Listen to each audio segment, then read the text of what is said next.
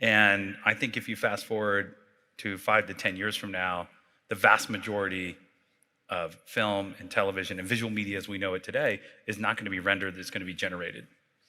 And in fact, in Avatar, there were certain shots, there were certain that took 6,000, 7,000 hours of compute time to render one single frame. That literally can be reduced down to minutes now. And so there's this insatiable appetite out there in the world to consume stories and to create stories. The problem with the film production process is time and money. So what he really wanted to do is rip those things out so we can move from a render to a generated model.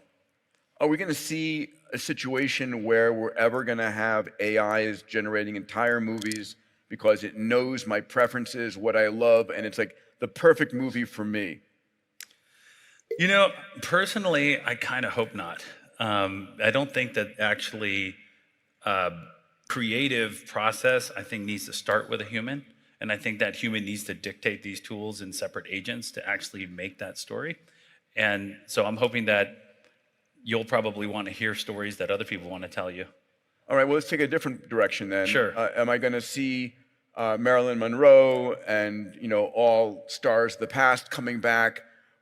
Is there a need for human actors if you can generate absolutely lifelike actors and actresses perfectly?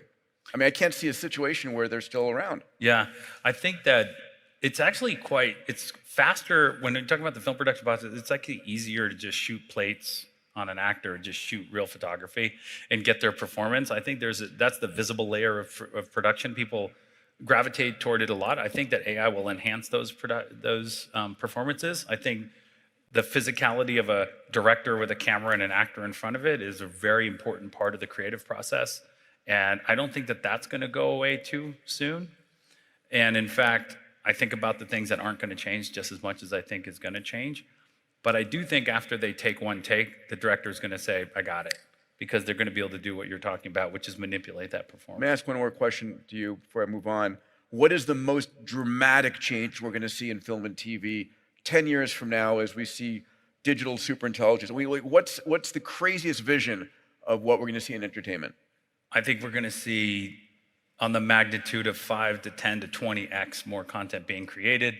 I think we're going to see a variation of time where it's going to be a 2-minute, like you said, you may want to have 20 minutes before you go to bed. You want to see a movie you'll have different type of time signatures.